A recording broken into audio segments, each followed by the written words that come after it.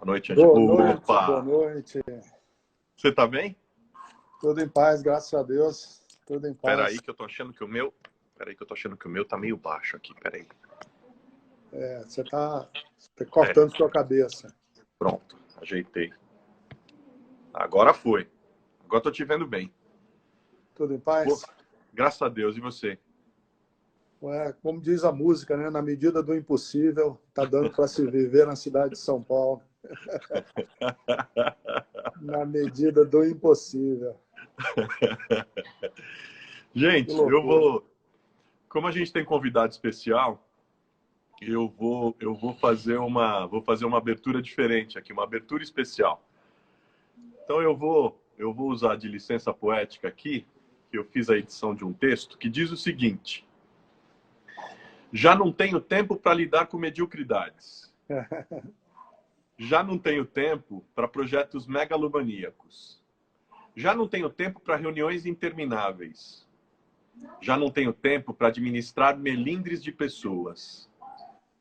Contei meus anos e descobri que terei menos tempo para viver daqui para frente do que já vivi até agora. Sinto-me como aquele menino que ganhou uma bacia de jabuticabas. As primeiras ele chupou displicente, mas percebendo que faltam poucas, rói o caroço. Sem muitas jabuticabas na bacia, quero viver ao lado de gente humana, que sabe rir de seus tropeços, não foge de sua mortalidade, defende a dignidade dos marginalizados e deseja andar humildemente com Deus. Caminhar perto dessas pessoas nunca será perda de tempo. Bom, a primeira vez que eu ouvi esse texto, que eu editei agora com licença poética, ouvi da boca do meu pai, que leu É para mim. mesmo? Poxa vida, Ouvi, que honra, que honra. ouvi da boca do meu pai, que leu para mim. É E esse mesmo. texto, para quem está chegando agora, é do meu convidadíssimo dessa noite. Esse texto é do Ricardo Gondim, cearense, polêmico, corintiano, de opiniões fortes e que nunca foge à luta.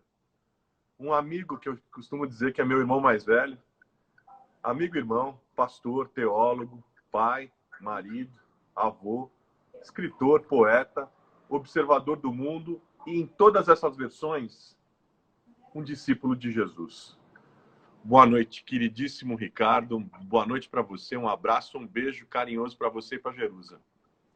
Muito obrigado. Eu vou te chamar de Júnior, tá? Por favor, por favor, por favor. Obrigado, Aliás, Júnior. é desse jeito que a gente tem feito as lives, para aproximar mesmo das pessoas, contando as histórias por trás dos homens e mulheres que estão aqui com a gente. E isso aproxima Olha, de... é um privilégio muito grande. Eu já estava até com uma certa inveja, porque eu tenho acompanhado as suas lives. Falei, será que esse cara não vai... Será que esse cabra da peste não vai me convidar nunca? Mas Aí, de cara, jeito nenhum, de jeito nenhum. E sextamos, né? eu comecei com o seu texto, com o tempo que foge, enfim, foi de propósito. Por quê? Porque nessa pandemia, o que a gente mais tem falado, e aliás, sobre o que mais a gente tem falado é de tempo. Tempo que desacelerou e muita gente não sabe o que fazer mais com o tempo. Tempo de adaptações, tempo de angústias, tempo de aflições, tempo de sofrimentos, tempo de redescoberta, Uhum. tempo de novos olhares, tempo de aprendizados. Tempo que passa lento para uns, veloz para outros, mas que não para de jeito nenhum. E nessa, vamos assim posso dizer, né, nessa bacia que para alguns ainda tem tantas jabuticabas e para outros nem tantas assim, o vírus que está aí igualou a gente de todos os jeitos. Mas eu queria começar perguntando para você o que de mais precioso, você descobriu ou você tem feito nesse tempo de quarentena? Esse tempo tem sido um tempo angustiante, o Júnior, porque a dor do mundo ela se tornou muito aguda, né? É uma dor aguda, é uma dor que nos esbofeteia na cara. Eu fico com muita angústia. Eu acho que assim esse tempo tem sido para mim muito precioso, em termos de me mostrar, primeiro, o valor da integridade. Da integridade de pensamento, da integridade de ideias. Como que, numa hora como essa, você não precisa descer do bonde. Como numa hora como essa, você não precisa morder a língua. Como valeu a pena e vale a pena a gente se manter íntegro, porque a vida dá realmente um cavalo de pau, a vida dá uma guinada enorme, inesperada, e pegou muita gente, numa expressão que a gente usa lá no Ceará, pegou muita gente de calça curta, pegou muitas ideias, entraram em xeque, né? Até para usar uma expressão que está muito em voga nos hospitais, mas pode ser válida também para os nossos pensamentos. Muitas ideias entraram em colapso. Ideias que, diante de um momento como esse, elas não se sustentam, né? Essa ideia de privilégio, essa ideia de que, pelo fato de nós sermos discípulos de Jesus, nós estamos, de alguma forma, blindados. Essa ideia de que a oração nos coloca num patamar mais alto que os demais. Não é? Todas essas ideias que foram nutridas ao longo desses últimos anos por círculos da teologia da prosperidade, neopentecostais, de repente elas perderam fôlego, perderam sustentação, elas ruíram diante disso tudo. Porque a gente se recusou a ler textos do Novo Testamento que contradiziam as nossas ideias, textos em que Jesus advertiu seus discípulos de que eles não iam para a vida com nenhum upgrade, né? Não tem nenhum upgrade, né? O fato de você ser discípulo de Jesus não coloca você na classe executiva e os demais na classe econômica, não. Pelo contrário, ele advertiu que era o oposto, né? Aqueles que fossem seus discípulos iam correr risco de vida. Ele falou, eu estou enviando vocês como ovelhas no meio de lobos. Quer dizer, ele disse, olha, vocês vão ser perseguidos, alguns de vocês vão morrer. Jesus advertiu seus discípulos sobre isso, mas nós conseguimos inverter essa lógica para acreditar que o fato de você seguir a Cristo, ou de você ser discípulo de Jesus, você conseguia uma espécie de blindagem, uma blindagem que outros não tinham, né? E isso para mim é muito precioso, de entender, o Júnior, que essas grandes crises que a humanidade passou, e passa, e está passando agora, elas foram momentos em que grandes propostas, tanto da filosofia como da teologia, nasceram. Que se você ver, por exemplo, que o grande terremoto que abalou Lisboa, ele foi o gatilho, não é, de todo o pensamento de Voltaire e da modernidade. Quando você vê, por exemplo, a Segunda Guerra Mundial, na esteira da Segunda Guerra Mundial, você teve grandes teólogos como Paul Tillich, Karl Barth, você teve a teologia de Bonhoeffer, que foi elaborada dentro de uma prisão, e você teve grandes momentos filosóficos, que foi isso tudo na angústia, no desespero da Segunda Guerra Mundial, que foi uma guerra, assim, foi uma catástrofe. Só para você ter uma ideia, a gente tem uma ideia, assim, pensar em termos de números absolutos, na Segunda Guerra Mundial morreram 60 milhões de pessoas. 11 milhões em campos de concentração, 6 milhões de judeus. Quer dizer, foi uma tragédia. Mas ela foi campo fértil de teologias, né, que nasceram dessa angústia. Grandes teólogos, grandes pensadores. Então, eu estou acreditando. Para mim, está sendo assim, um momento fértil de acreditar que nós podemos, sim, reconfigurar alguns dos paradigmas que outrora faziam sentido para nós e que agora eles não fazem o menor sentido. Não há mais como continuar repetindo certas e determinadas premissas que faziam parte do nosso discurso.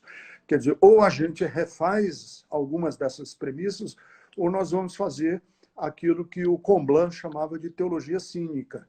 É aquela teologia que descarta a realidade. Você fala de não se cima conecta do mais, não se conecta mais com o chão da vida. não se conecta com o chão da vida. Ela quer dizer, um discurso que não tem conexão com a realidade brutal. E agora essa realidade está gritando na nossa cara, né, de uma forma assim, dolorida. E o que mais te assusta nessa pandemia? Olha, me assusta, assim, que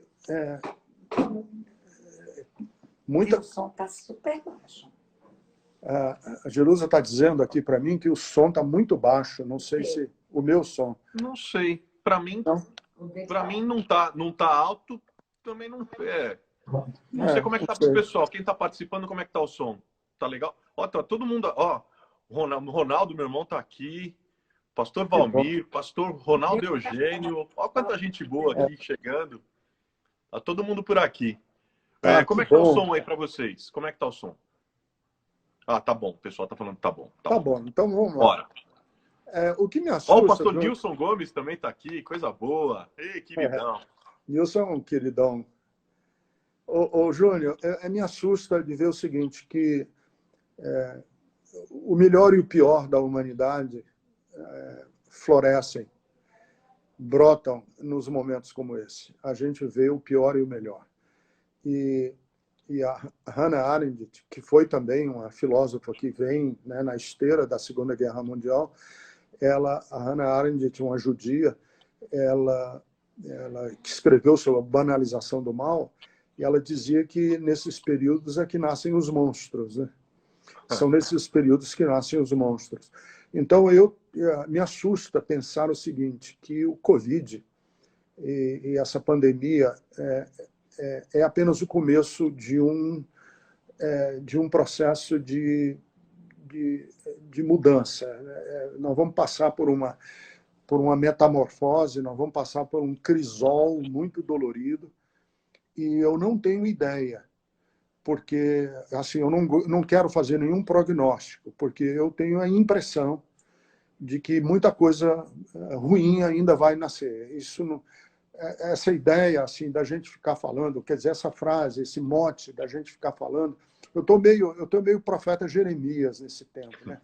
Tô mesmo, eu não consigo olhar com um olhar otimista, cor-de-rosa, mundo de Poliana, que nós vamos nascer, que isso vai passar e que a gente volta para a vida daqui a 2 meses. Como se nada tivesse acontecido. Como se nada tivesse acontecido, bola para frente. Não.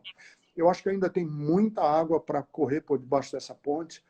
Os rearranjos da geopolítica mundial vão ser outros. Os Estados Unidos sai da sua posição de liderança, de protagonista, que ele assumiu depois da Segunda Guerra Mundial, e nós vamos ter um novo rearranjo. A Europa vai mudar. Eu acredito que o protagonismo da Alemanha vai ser preponderante nesse tempo, da China, na Ásia. Então, assim, eu tenho medo de que as forças fascistas que estão aí ainda meio embrionárias, na Turquia, na Hungria, na Polônia, essas forças fascistas... Na própria Alemanha, na Espanha, na Holanda. Na Espanha, na Holanda. Nos Estados Unidos, né? Sim.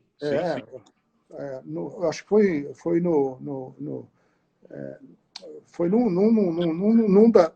uma das assembleias legislativas de um desses estados, acho que foi de Illinois, um grupo armado tomou a Assembleia Legislativa para fazer um protesto armado dentro da Assembleia Legislativa há 10 dias nos Estados Unidos. Quer dizer, esses grupos de extrema-direita estão se fortalecendo ao redor do mundo. Isso é muito preocupante. Essa coisa não é tão simples e singela como a gente imagina. E como o desastre econômico, e eu vi agora alguns jornais da Inglaterra falando que é a maior crise econômica que a Inglaterra já passou desde sempre. E olha que a Inglaterra é antiga, né? Quer dizer, a Inglaterra que eu digo aqui, o Reino Unido, né? Escócia, sim, País de Gales, e Inglaterra e Irlanda do Norte, o Reino Unido. É a maior crise que já passou na sua história, nunca passou nada igual. Os números dos Estados Unidos são apavorantes, que são piores, isso eu estou falando da economia, piores do que foi a Grande Depressão. Então, óbvio que isso aí tudo nós vamos ter convulsão social, nós vamos ter grupos que vão, estremecimentos de estruturas políticas ao redor do mundo. Então, eu vejo com muita preocupação o que ainda vem pela frente. Fazendo um exercício, né? Eu tenho conversado bastante aqui nas lives, bom, você também, a gente tem conversado, tentado entender esse momento, a crise, a conjuntura, e tentando ter um olhar observador, né? E aí, quando você dá uns passos para trás e tenta ficar um pouco mais à distância para analisar tudo que está acontecendo, que história você acha que vão contar no futuro sobre o papel das igrejas nessa pandemia? Olha, desastroso. Aqui no Brasil é desastroso. É desastroso por dois motivos, né? Primeiro, porque passa, quer dizer, essa é a leitura mais simples, mais objetiva dos fatos. Passa para a grande opinião pública de que os pastores são, na verdade, grandes gananciosos. São grandes negociantes da fé, negociantes da esperança, né?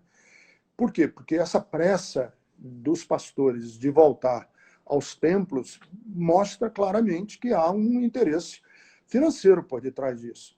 Que eu não discuto, porque a minha igreja está fechada. Eu não sei como é que eu, pessoa física, vou sobreviver. Não discuto isso.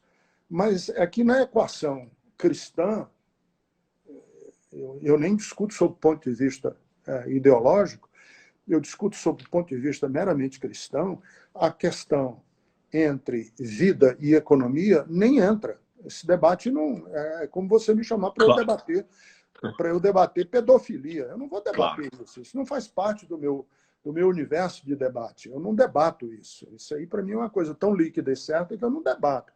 Entre vida e política, ou estrutura econômica, a vida, isso é Jesus. Isso é Jesus na forma mais simples. O valor máximo da nossa fé, da espiritualidade cristã. Da fé cristã, a vida. Eu vim para que vocês tenham vida. O médico não vem para os sãos, ele vem para os doentes. Eu vim para salvar. Esse é Jesus, né? Então, quer dizer, o Guedes pode levar isso para o palco do debate, os empresários podem levar isso, mas um pastor não pode, isso não faz parte do nosso universo de debates. Então, essa para mim, essa pressa dos pastores em voltar e devolver as igrejas para os templos, tem essa questão financeira, econômica, que não devia fazer parte, mas faz. E eu repito, eu já repeti em algumas lives aqui, que eu e a minha igreja estamos correndo risco sério de também quebrarmos, falirmos, ter títulos protestados por falta de dinheiro. Mas vá à falência. É isso, nós não estamos sós. Essa é a grande notícia, nós não estamos sós.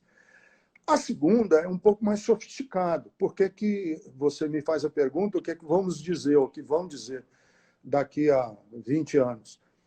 A segunda Inclusive, te faço essa pergunta porque, enfim, você sabe que você sempre foi um conselheiro, sempre foi uma influência grande. Eu te chamo de irmão mais velho e não é de brincadeira, não. Você sabe disso, você sabe o tamanho do carinho enfim.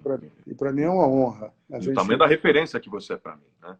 Mas você sempre nas nossas conversas, em momentos críticos, tal, eu me lembro de várias vezes você falar sobre isso, você falar sobre o processo histórico, você falar de, olha, tira os olhos daqui e olha para o processo histórico. Me lembro de ter ouvido uma expressão da sua boca num momento, inclusive de angústia meu, você olhou para mim e falou para mim assim: não se distraia na missão. Esses que aí estão serão eliminados pela urina da história. Foi uma expressão que você usou comigo. E sempre falando dessa percepção do processo histórico. E é nesse sentido que eu te pergunto mesmo. Nesse processo, qual que é a sensação que você tem? Como é que vai ser lida a presença da igreja nesse momento daqui 50 anos? Se é que a gente pode fazer um exercício nessa direção. Ô, Júnior, nós dois temos uma coisa muito em comum. Tanto você como eu somos apaixonados pelo Martin Luther King. Uhum. Eu sou um cara, já li a autobiografia dele, já ouvi todos os sermões dele que estão disponíveis aí nas redes sociais. Eu sou apaixonado por ele. E eu digo sempre o seguinte, o Martin Luther King, ele foi transformado num ícone. Assim como, por outras razões, outros foram transformados em ícones, né? O Nelson Mandela foi transformado num ícone, Madre Teresa de Calcutá foi transformada num ícone. Esses personagens históricos que, passado o tempo, eles são guindados, né? São elaborados mesmo para serem tidos como referências.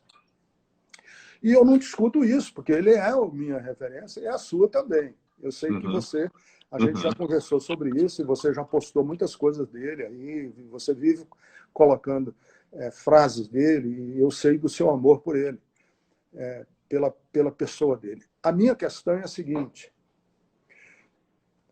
quando o Martin Luther King começou lá em Montgomery, não depois que ele ganhou o Prêmio Nobel da Paz, lá atrás, quando ele estava sendo espancado, quando ele estava sendo agredido por cachorros na rua, quando ele estava defendendo aquela casa daquelas duas meninas que foram mortas porque jogaram bombas na casa dela, quando ele estava defendendo os lixeiros, nas greves dos lixeiros, por um trabalho digno e por um salário digno, ali atrás, quando ele era chamado de comunista, quando ele era chamado de terrorista e foi catalogado como comunista, quando o Edgar Hoover colocou o FBI na cola dele para pegar pecados pessoais dele, jogar no ventilador para acabar com a reputação dele, lá atrás. Agora não. Agora que ele é estampa de camisa, agora que ele tem monumento, que ele tem um feriado dedicado a ele, agora é fácil. Claro.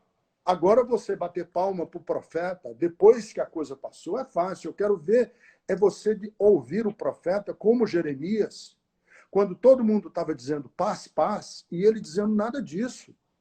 Nada disso. Quando todo mundo estava dizendo que o verdadeiro judeu era aquele que fosse resistir à Babilônia, e ele dizendo não, a nossa salvação está em a gente se render à Babilônia. Quer dizer, quando ele foi contra a corrente, quando não era popular, quando o Nelson Mandela estava na lista dos terroristas, tanto da Inglaterra, e foi tido como terrorista pela Margaret Thatcher, e foi tido como terrorista pelo Ronald Reagan. Ali atrás, quando ele estava na cadeia, ninguém dava pelotas para a vida dele. Depois que ele se tornou o ícone, aí agora é fácil. Então, voltando à sua pergunta, é o seguinte: nós precisamos ter coragem, e para mim, essa é uma definição de esperança, é essa coragem histórica de não ficarmos com biruta de aeroporto esperando para que lado o vento vai, para a gente poder tomar as nossas decisões. É o sim, sim, não, não. Nós temos, porque o tempo que nós vivemos é um tempo extremamente grave, extremamente grave. Quem não se posicionou contra Hitler em 1932, 1933, depois de 1945, ele já tinha estourado os miolos dele com uma bala na cabeça, aí tá bom, é legal. Mas eu queria ver lá atrás, quando ele estava em ascensão e todo mundo batendo palma e saudando a ele. Então, eu acho assim que a história vai julgar, daqui a 20 anos, esses que tiveram essa coragem moral, essa coragem ética de dizer não, quando todo mundo estava dizendo sim. Eu acho que é isso que requer de nós como cristãos, né? eu queria dar um passo além. Eu queria dar um passo além. Você sabe, a gente conversou um pouco, você sabe que a proposta, uma das propostas que eu tenho tido aqui nas lives Aham. é de aproximar, como eu até já falei, de aproximar o convidado das pessoas, contando experiências pessoais, histórias, enfim, que aliás a maioria nem sabe. Pouca gente conhece o Ricardo por trás do Ricardo Gondim. Pouca gente conhece o Ricardo criança, o Ricardo adolescente, as angústias, as histórias, enfim, as lutas. E eu queria falar um pouco disso. Eu queria falar do Ricardo antes da conversão. Você é um cara, eu sei, você é um cara que acredita ser o que é por ter se tornado cristão. E aí eu queria te ouvir um pouco sobre como é que era o Ricardo antes da conversão. Você morou em Londrina, né? Morei em Londrina, morei em Londrina. Meu pai era da Força Aérea e meu pai, então, foi transferido para morar em Londrina e para servir em Londrina, no aeroporto de Londrina, na Força Aérea, na FAB. E eu passei minha infância toda em Londrina. Eu fui para Londrina pequenininho, fui alfabetizado em Londrina, minha primeira escola foi em Londrina. Olha isso. Nós temos isso em comum, sabe? Que eu morei em Londrina também 2 anos, né? Eu sei disso, eu sei disso. Então, assim, os meus verdes anos, como chamava esqueci agora. É, os meus verdes anos foram em Londrina, os meus doces anos, as minhas memórias mais doces, mais prazerosas da infância foram em Londrina. O que você tem de memória, assim, uma memória doce da infância, desse período aí de Londrina? Ô, Júnior, Londrina era uma cidade pequena quando eu era pequeno. Londrina tinha 35 anos, 36 anos, era a cidade do pó vermelho, e a gente viveu muito solto em Londrina, sabe? A gente viveu. Eu tenho um irmão que é um ano mais novo do que eu. Nós somos uma família de 6 lá em casa, mas eu tenho um irmão que é exatamente um ano mais novo do que eu. E então a gente vivia muito solto, a gente gostava de pegar cavalo nos sítios, nas fazendas. Na verdade, roubava o cavalo por um dia. Pegava o cavalo, improvisava um cabresto, eu improvisava um cabresto, ele improvisava, e a gente passava o dia andando de cavalo. Foram dias muito preciosos. Fomos muito, como dizem aí, nós fomos muito arteiros, né? A gente era muito. Aprontamos muito em Londrina, porque era uma infância solta, de estilingue no bolso, pegando passarinho, e nadando em rios. Era outro planeta, outro mundo, Outro outro mundo. Outro tudo. mundo. Agora, sua vida muda, vira de cabeça para baixo com o golpe militar de 64, né? Você tinha Totalmente. uma vida feliz, enfim, lá em Londrina, uma vida estável com a sua família, de repente mudou tudo. Inclusive o lugar onde vocês foram morar e, enfim, como é que foi isso? Olha, foi assim, o golpe de 64, que foi do dia 31 de março para o dia 1º de abril, né? E foi na madrugada, na verdade, na madrugada do 1º de abril, pegou a nossa família literalmente no meio do caminho. Porque o papai era da aeronáutica e ele ia ser transferido de Londrina para uma outra cidade. E ele estava esperando essa transferência e nós fomos para Fortaleza para esperar essa transferência, para qual outra cidade do Brasil ele iria servir. E então ele foi chamado para a base aérea, né? Ele foi chamado, foi aquartelado, como se chama no jargão militar. E na noite, naquela madrugada, quando houve o golpe, meu pai e um outro grupo de oficiais, e sargentos e cabos se insurgiram contra o golpe. E se insurgiram em nome do legalismo, porque o que eles diziam era o seguinte: nós fizemos um voto de defesa da Constituição e nós não vamos aceitar um golpe, porque o presidente, o João Goulart, foi eleito legitimamente por voto democrático, né? Então nós não aceitamos o golpe. E eles se insurgiram contra o golpe e foram presos. Meu pai foi preso exatamente no 1º de abril de 1964. E a gente estava na casa dos meus avós passando férias, né, esperando a transferência do papai. Então, a nossa mudança em Londrina, a gente em Fortaleza e o papai preso, e foi transferido para a base aérea do Galeão. Foi transferido para o Rio de Janeiro, incomunicável. E mamãe estava grávida ainda. Então, foi muito difícil, porque meus avós moravam numa casa de vila, pequenininha, uma casinha de vila, que tinha sala, um quarto assim do lado esquerdo, uma cozinha, um banheiro e uma edícula atrás, pequenininha. E moravam já na casa dos meus avós. Meu avô, minha avó, um tio, uma tia, um que a gente chamava lá no Ceará de irmã de criação, e chegou minha mãe com 5 filhos e grávida. Caramba! Para morar nessa casinha pequenininha, sem papai preso, sem salário, sem saber o que estava acontecendo, aquele terror no ar, incomunicável. E meu avô, que era um homem muito politizado, ouvindo notícia, eu me lembro, tenho uma memória afetiva desse momento, a gente sintonizando a BBC de Londres à noite para ter notícias, porque tudo estava sob censura. A Voz da América, que era um programa que os Estados Unidos também patrocinavam, chamada Voz da América, querendo notícias, saber o que estava acontecendo, o país todo com trincheiras e com soldados e tanques nas ruas. Não, foi um pandemônio. Então, a nossa vida familiar se Eu me lembro desestruturou de uma vez total. você me falou, uma das conversas que a gente teve, não lembro, era um momento de descontração, e eu estava falando desse momento em que tua vida deu uma virada, e o jeito que você dormia na rede, que era um negócio, enfim, as pessoas chegavam, acordavam. Não, você imagina, uma casa de vila que tem sala, um quarto, uma cozinha e uma edícula, e com esse tanto de gente dormindo. A sorte nossa, né, é que no Ceará a gente dorme de rede. Então, as redes ficavam trançadas na sala e eu dormia na sala.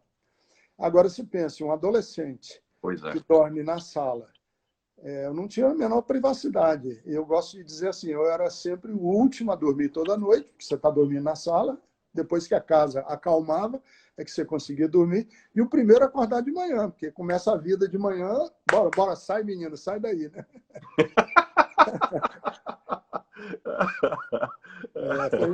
Não, mas nossa, e como que é? Cara, eu fico pensando como é que é crescer, enfim, crescer na adolescência sem privacidade, sem essa. Como é que é isso, velho? Foi muito difícil. A minha adolescência foi muito difícil, porque tinha também essa coisa, porque você chamar, naquela época, alguém de subversivo, era um xingamento, era uma coisa. E meu pai era um subversivo, né? Então, o jipe da aeronáutica chegava na casinha lá da vila para trazer notícia, para fazer qualquer coisa lá. Cara, imagine a minha vergonha, né? A vergonha da família toda e aquele constrangimento que ficava na vila, os guardas descerem com fuzil e metralhadora para qualquer coisa que precisasse fazer na nossa casa, e eu querendo paquerar com a menina lá do bairro e com essa pecha, né? Pior do que ser um traficante hoje. Era uma coisa horrorosa. E é nessa fase que você se converte, né? Sim, aí logo, quer dizer, eu me converti alguns anos depois, que meu pai já estava, inclusive, solto, ele já tinha sido solto. Porque o papai ele ficou um ano preso no Galeão, depois ele voltou, transferiram ele de volta para Fortaleza. Ele ficou mais uns 8 ou 9 meses preso na base aérea de Fortaleza, né, no alojamento lá para presos. Ele ficou lá preso. Depois eles acabaram soltando ele. Ele foi julgado. Depois ele foi julgado ele foi preso em 64. Ele foi julgado em 67. Ele foi julgado em 2 instâncias. Uma civil por quebra da Lei de Segurança Nacional, por subversão, que essa foi a questão que ele foi julgado, e por motim no Tribunal Militar. E foi nos 2 inocentados. Mas logo depois que ele foi inocentado, veio o AI-5, que suspendeu essa decisão do tribunal. Que foi um outro horror para nós, porque quando desceu o AI-5, em dezembro de 1968, papai teve que fugir de novo, né? Aí foi fugir num sítio que pertencia à nossa família, a uns tios nossos, Esse sítio, inclusive, tinha um nome muito significativo, chamava-se Amargoso. Então, ele foi se esconder no No Amargoso, Amargoso. para poder ser preso de novo, porque tinha de novo medo, né? Ô, E aí, Júnior, olha, e você aí, vê, eu tenho assim, uma questão com censura, com patrulha, com autocensura. Eu tenho uma coisa muito grande com autocensura, porque eu acho que mais do que a censura é a autocensura. É o pavor que a ditadura gera em você, que você desenvolve um superego, uma patrulha interna tão grande, você fica com tanto medo de tudo e de todos, que você não fala, não é nem porque eles estão te proibindo, você não fala porque você não se permite falar nada. Eu me lembro que em 1968, quando o papai foi se esconder no Amargoso e foi escondido no porta-mala de um carro para evitar blitz, para evitar tudo isso, eu fico até emocionado de dizer isso, nós queimamos livro no quintal lá de casa. Nós fizemos uma varredura nos livros de sociologia, de história, livros de filosofia que pudessem nos incriminar, que pudessem incriminar a família, e nós acendemos uma fogueira no quintal da casa, dessa casinha de vila. Você vê o pavor, como era era uma paranoia que havia, né? Um e é medo. nesse, e é nesse ambiente que você se converte, porque você Sim, também não aí tinha nesse ninguém, ambiente eu me você não tinha converti. ninguém evangélico na família, né? Não, não, eu fui o primeiro a me converter na minha casa, na minha família, e me converti lendo a Bíblia. Me converti lendo a Bíblia. Eu tinha uns amigos que eram da igreja presbiteriana e eu sempre gostei de discutir, polemizar, e eu discutia muito a religião com eles, né? Mas eu nunca tinha lido nada, não sabia coisa nenhuma. Eles falaram, cara, lê a Bíblia, né? Eles me colocaram para ler a Bíblia, eu nunca não li, enrolava eles, e eles falaram, pô, você não está lendo. Eu até tentei começar a ler a Bíblia, mas comecei do começo, né? No Gênesis. Quando chegou ali por Levítico, Deuteronômio, eu perdi a graça, não queria mais ler nada. Falei para eles, eu não estou entendendo nada do Não livro. é isso, tô fora. Não, não quero. Aí eles falaram, não, você tem que fazer o seguinte. Aí eles me deram uma Bíblia e falaram o seguinte, lê daqui para frente. E falaram para eu ler o Novo Testamento. E eu comecei a ler Mateus. Amigo, quando eu cheguei em Mateus capítulo 5, 6 e 7, Sermão da Montanha, foi assim avassalador. Deus falou comigo de uma maneira impressionante. E como eu não tinha nem privacidade nenhuma na minha casa, eu estava lendo em casa, não tinha nenhuma privacidade, me tranquei, eu me converti literalmente com a tampa da privada fechada, a porta do banheiro fechada, o vaso sanitário com a tampa baixada, me ajoelhei no vaso sanitário e ali eu entreguei minha vida para Cristo e disse a ele que eu ia ser um discípulo dele daquele dia em diante. Que loucura. E como é que foi? Eu imagino, bom, você se converte nessa situação, e aí como é que foi? Sem nenhum evangélico na família, sem Mas, ninguém crente. Como é que foi, por não, exemplo, a primeira oração? não, a minha... Hã? A Como? primeira oração na família? Não, meu pai era um homem de letras, meu pai era um estudioso, meu pai ele formou-se em história, era professor de história. Então, meu pai, minha mãe também, a minha família entenderam naquela época, eles todos, meus tios todos, entenderam. Assim, acharam que era uma coisa de adolescente, vai passar. Passar. Parece que é coisa de menino que quer começar a colecionar selo, entendeu? Isso é uma fase, vai passar. Mal sabiam Mal eles. sabiam eles, mal sabiam eles. Mas você estava falando do teu pai, e eu fiquei curioso com relação a uma coisa. Quando você conseguiu vê-lo de novo, depois ali de, enfim, ficar um ano, você falou um ano, né? Pelo menos um ano sem dar um abraço, sem ouvir a voz dele, enfim, sem poder chamar ele de pai. Como é que foi esse encontro que você teve com ele lá na base de Fortaleza? Júnior, esse foi um dos momentos mais marcantes da minha vida. É uma frase que hoje me faz ter absoluta repulsa por tudo quanto é de ditadura, todo sistema totalitário, todo tipo de censura, todo tipo de opressão, de tortura. Eu sou um cara que eu sou... Porque o papai ficou preso, a minha mãe estava grávida de gêmeos. Uma das crianças morreu devido ao estresse da gravidez todas. Eram dois, era um menino e uma menina, gêmeos. E a menina morreu. E foi assim, foi um trauma, né? A morte da menina e minha mãe. E quando a gente finalmente recebeu a notícia que ele tinha sido transferido de volta para Fortaleza e que a gente podia visitá-lo na base aérea de Fortaleza, nós fomos, eu, meu irmão, minha mãe, para visitá-lo, né? Chegamos lá, ele estava preso numa ala que não era uma cadeia, né? Era um alojamento de presos, né? Vários presos, oficiais, cabos, sargento, tudo preso ali. E eles deram a notícia de que a gente tinha chegado, abriram a porta, um guarda abriu a porta, ele saiu e era um longo corredor assim, ele estava uns 20 metros, 25 metros de distância da gente, e eu e meu irmão, esse meu irmão mais novo do que eu, saímos correndo na direção dele. E ele estava com a cabeça raspada, tinham raspado a cabeça dele, ele estava bem mais magro, né, bem assim. Aí ele se ajoelhou para receber a gente foi correndo, aquela cena assim, dos dois filhos correndo na direção do pai, e quando a gente se abraçou, ele estava chorando, chorando, e a gente abraçado com ele ali, beijando e tudo. E aí eu olhei no olhar dele, ele chorando, e me veio uma frase, que é uma frase que eu tenho com ela ainda hoje, tantos anos depois. Eu olhei no rosto dele e eu pensei assim, roubaram a alma do meu pai.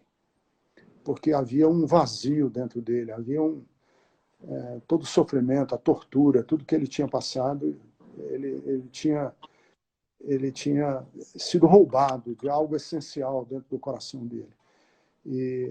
Ele voltou a ser quem era depois que ele saiu? Nunca mais.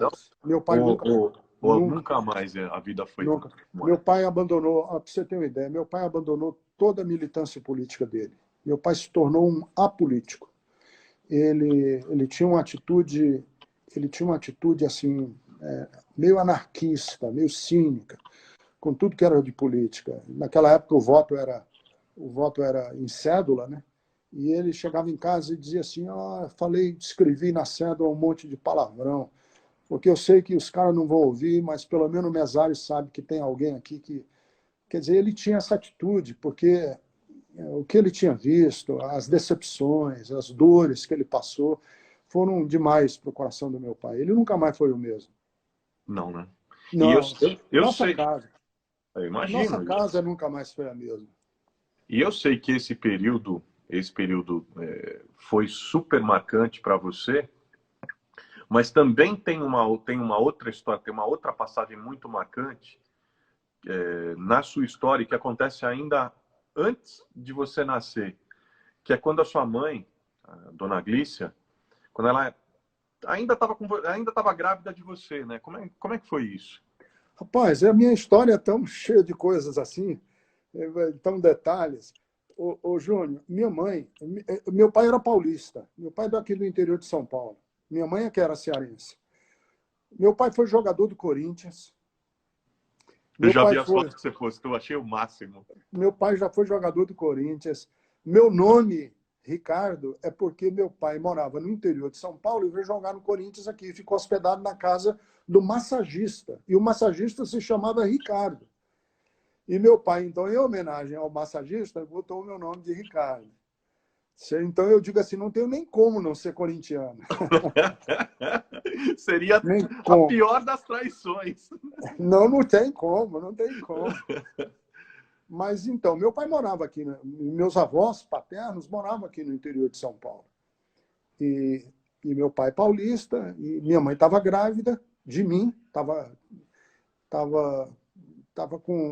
foi fim de setembro, começo de outubro, eu nasci em janeiro. E minha mãe, então, ia para Fortaleza. Pegou um avião aqui no aeroporto de Congonhas para eu nascer em Fortaleza. Só que o avião, 10 minutos depois que se levantou voo aqui no aeroporto, caiu numa plantação de eucaliptos, aqui nos arredores de São Paulo. E a minha mãe, quer dizer, era um DC-3, um avião ainda a hélice naquela época, e o avião caiu de madrugada, era um voo noturno, e a minha mãe, da nossa família, e a minha mãe, uma irmã, e eu na barriga da minha mãe. E minha mãe sempre contou essa história para mim, assim, ela sempre me contava essa história, de como foi um pavor, né? O avião caiu, barulhão, as asas rebentando com a plantação de eucaliptos, e de madrugada, breu total, sem ver ninguém, pessoas mortas, feridas, gente gritando, e ela comigo dentro da barriga, pensando o que vai ser desse menino, se eu vou, quer dizer, eu vou perder essa gravidez, e minha irmã na mão, segurando pela mão, correndo em direção a uma estrada, com medo de que o avião explodisse. Então, assim, minha mãe sempre contava essa história para mim, como que Deus preservou minha vida quando eu ainda estava no ventre dela, né? E tem um outro episódio que eu também queria que você comentasse, que, enfim, tem gente que chama de coincidência, né? Entre aspas, mas que foi depois de quase 3 décadas, quando você volta para Londrina, onde você tinha passado a boa infância, né? E quando você nem fazia ideia do tsunami que ia acontecer na sua vida, na vida da sua família, do seu pai, de todo mundo. E aí, você, 3 décadas depois, volta para Londrina. E nessa volta, o que acontece? Você retoma contatos? O que acontece? Cara, tem uma história de Londrina.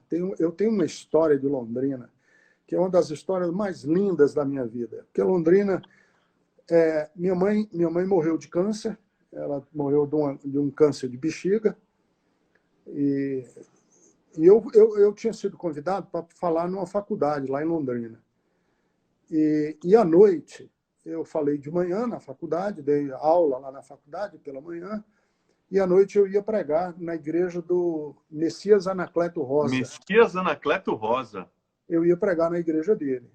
Aí eu tinha passado muitos anos que eu não tinha ido a Londrina, muitos anos, décadas que eu não tinha ido a Londrina.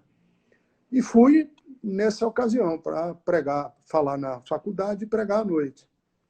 E fiquei hospedado num hotel na frente do Lago Igapó, que é o lago lá de Londrina, né? Fiquei hospedado lá na frente lá e tal. Aí, olhando pela janela, cara, me deu uma nostalgia, e minha mãe com câncer. Falei, eu vou ligar para a mamãe agora e fazer uma pegadinha com ela.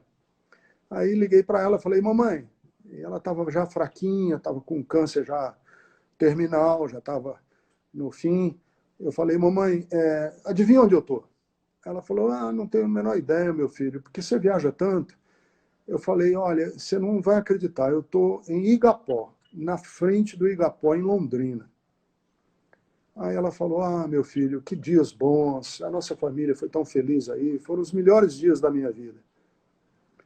E eles foram tão preciosos esses dias, que saudade e tal.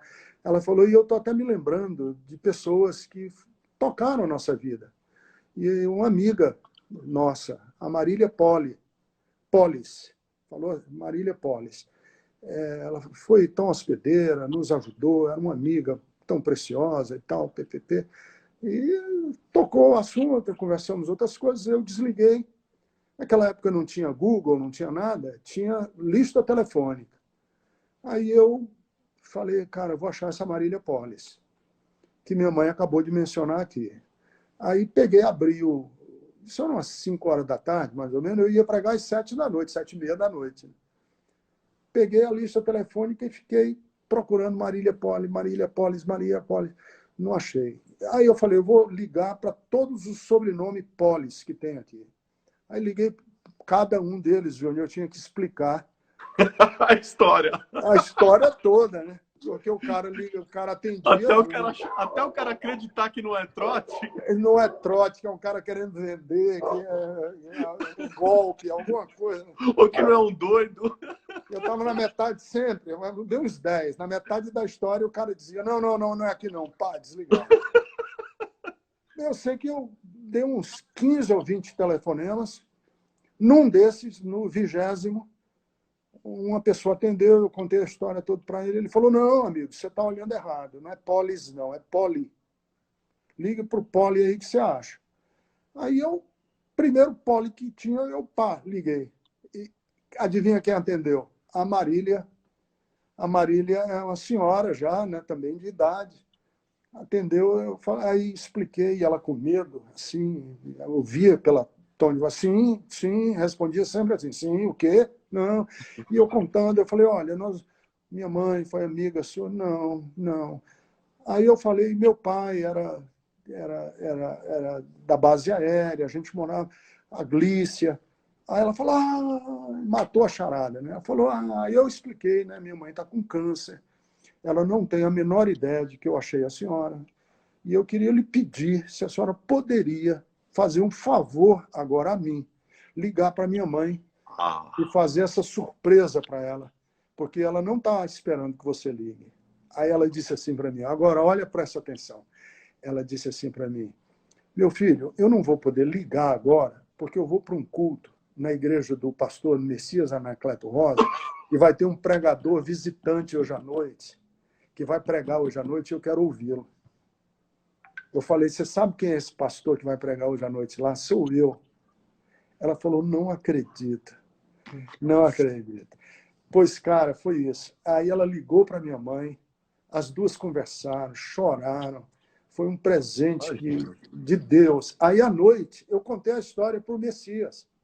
Aí, à noite, o pastor Messias anunciou e contou, e eu desci do púlpito, abracei a ela lá, e foi uma festa linda. Cara, que história! Linda? Sabe que o Messias celebrou, olha como as nossas vidas se entrelaçam também, né? O Messias foi quem celebrou a cerimônia de bodas de ouro dos meus pais, cara. Ele que fez a cerimônia, um amigo queridíssimo também. Mas aí, fechando tua história, de Londrina para Fortaleza, de Fortaleza para o mundo. Aí você foi estudar nos Estados Unidos. Como é que foi sua vida lá? Você teve que trabalhar, como acontece com a maioria da galera que vai para os Estados Unidos? Nossa, eu fiz de tudo, Júnior. Eu fui para os Estados Unidos, assim, para fazer a minha formação primeira é administração de empresas. Eu sou bacharel em administração de empresas. Quando eu estava no 3º ano, eu fechei a matrícula, parei por um tempo meus estudos aqui e fui estudar teologia nos Estados Unidos. E aí, amigo, para viver lá foi de tudo, né? Eu fui guarda noturno, fui zelador, trabalhei em fazenda, empilhando feno, fiz de tudo, cara. Lavei prato, lavei banheiro. Voltei para o Brasil, terminei a minha faculdade de administração de empresas na Universidade Federal do Ceará, me formei, casei com a Jerusa, voltamos para os Estados Unidos, para que a Jerusa também estudasse teologia, e aí voltamos para o Brasil.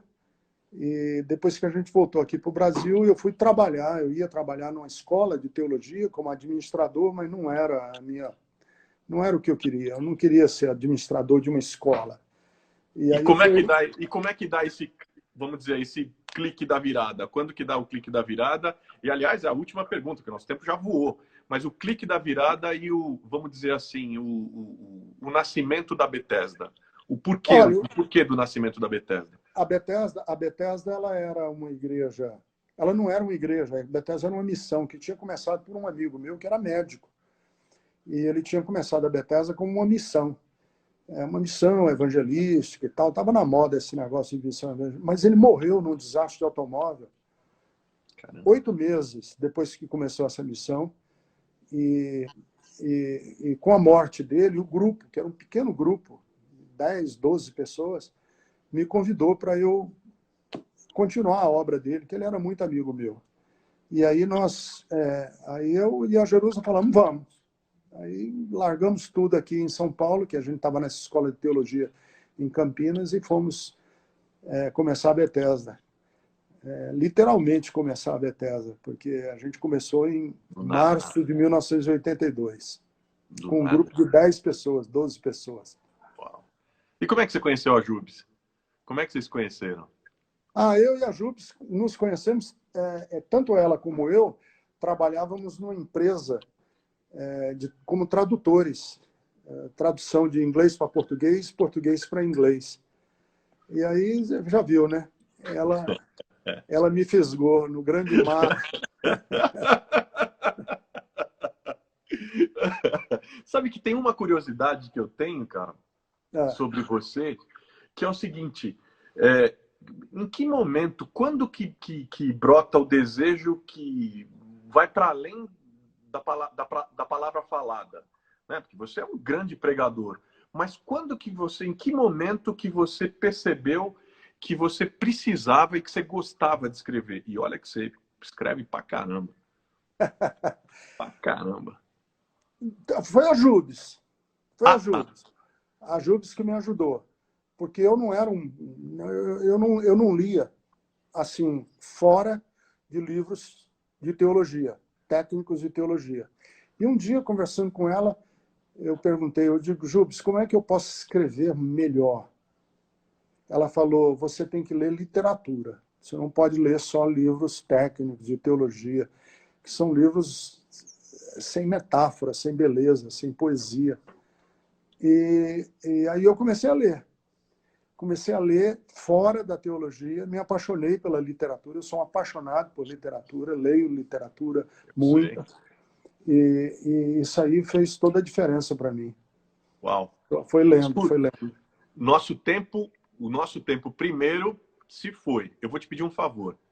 Para a gente desligar, a gente volta em 30 segundos. Todo mundo que está com a gente, pessoal, não vai embora. Não vão embora. Nós vamos estar aqui, nós vamos voltar. Aliás, a hora que vocês voltarem, aperta o aviãozinho para chamar o pessoal, porque agora é aquele momento que todo mundo adora, Ricardo, que é o pinga-fogo. Eu brinco que é o paredão do bem. É a hora da verdade, entendeu? Vamos fazer o momento mais esperado, o momento que todo mundo gosta. Aliás, é o momento que todo mundo gosta mais, mas para quem está chegando, normalmente quando a gente está nesse momento da live, todo mundo pergunta, todo mundo pede, grava live, como é que eu faço para ver? Seguinte, todas as lives elas ficam gravadas e eu transfiro para o canal que eu criei no YouTube, que é o youtube.com/Carlos Bezerra JR Oficial. youtube.com/Carlos Bezerra JR Oficial. Todas as lives feitas estão lá. Então dá para você acompanhar a live toda. Inclusive, se Deus quiser, e se tudo der certo, a partir da semana que vem, eu estou num projeto ambicioso aqui, Ricardo. Estou me reinventando, né? Mas a partir da semana que vem, se Deus quiser, a gente transforma as lives em podcasts. Mesmo as que já foram feitas, a gente transforma em podcasts. E vocês fiquem na torcida e orem por mim, porque também estou pensando, Ricardo, seriamente, estou falando isso todo dia, para ver se eu crio coragem mesmo. Pensando seriamente no final da pandemia, no final desse período de quarentena, em juntar todo esse material que foi gravado, que foi feito, fazer um compilado e escrever um livro sobre esse momento, as impressões desse momento, porque, olha, eu vou falar para você, eu tenho aprendido demais, tenho sido enriquecido pra caramba com quem vem aqui. Tanto pela leitura da conjuntura, quanto pelas histórias pessoais, que estimulam demais. Mas, enfim, vamos ao nosso pinga-fogo. Com total liberdade para você aí. O que é mais difícil? Ser pastor, pai ou avô? Ser pastor. Por quê? Ser pastor é mais difícil. Você lida com gente que não gosta muito de você, às vezes. Meus filhos me adoram e meus netos também. Eu não tenho que lidar com hater.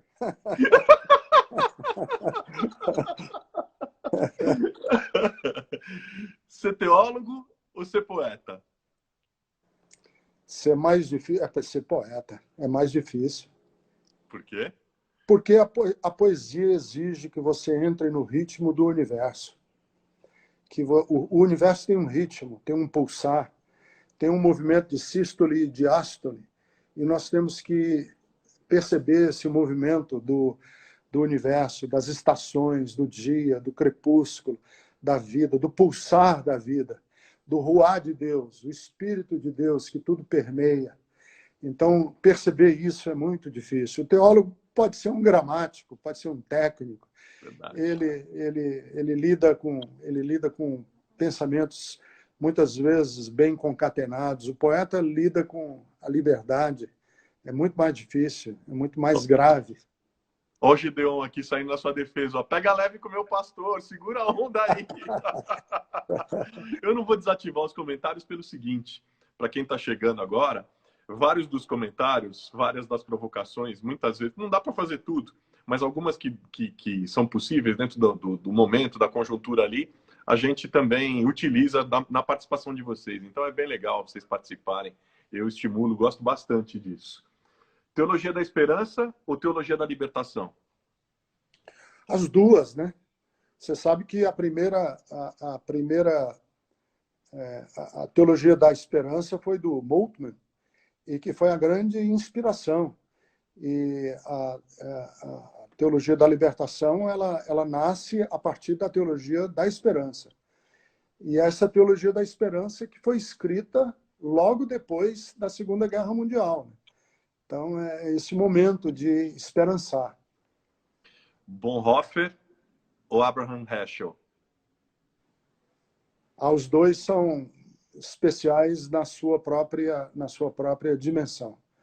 O Bonhoeffer, ele é um cara absolutamente revolucionário para mim, porque ele tem um conceito que é totalmente estranho para o evangélico brasileiro. E para mim ele é fantástico. É o conceito de que a verdadeira espiritualidade é você viver em Deus, mas sem Deus. Que quando a gente vive em Deus, isso é uma frase do próprio Bonhoeffer, quando a gente vive em Deus, mas sem Deus, aí nós desenvolvemos a nossa maturidade humana. Então, esse pensamento dele é especial. E do Heschel, o pensamento mais precioso do Heschel é quando ele faz uma mudança de chave da compreensão do divino. E a tese de doutorado do Heschel foi os profetas. E ele escreve os profetas dizendo que nós geralmente dizemos que o profeta é o oráculo de Deus, né? O profeta é aquele que articula as falas de Deus. E ele diz que isso não é um teomorfismo, não é o homem sentindo o que Deus sente. O profeta é um teomorfismo. É o profeta sentindo o que Deus sente. É a capacidade do profeta de sentir o coração de Deus. Então, essa percepção do Heschel é fantástica. Ele é um pensador judeu, foi um rabino, um santo homem de Deus, parceiro e amigo do Martin Luther King, e um dos que pregou no enterro e no sepultamento do Martin Luther King. Gosto demais do pensamento dele, gosto demais. Não sou um profundo conhecedor do pensamento dele, mas gosto demais. Sempre pinço uma coisa aqui, uma ali. Ele é profundamente inspirador. Aliás, está aqui, ó, o Nilson Gomes está te provocando. Mandela ou Luther King?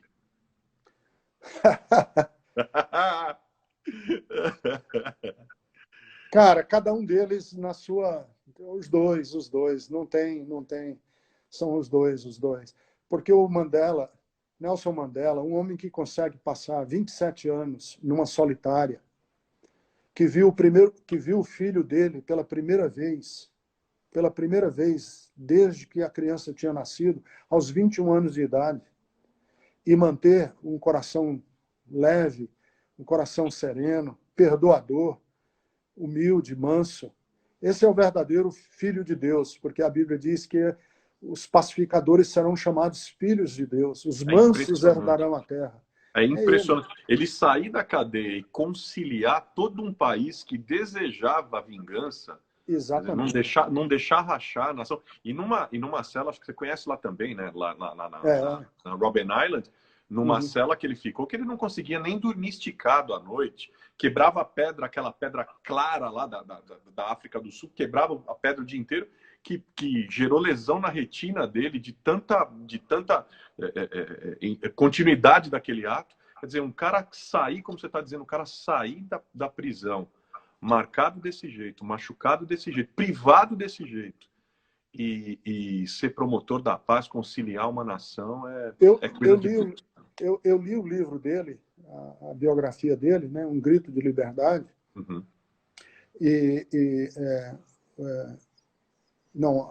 A Long Walk to Freedom, um longo caminho para a liberdade. Eu li esse livro todo, faz tempo.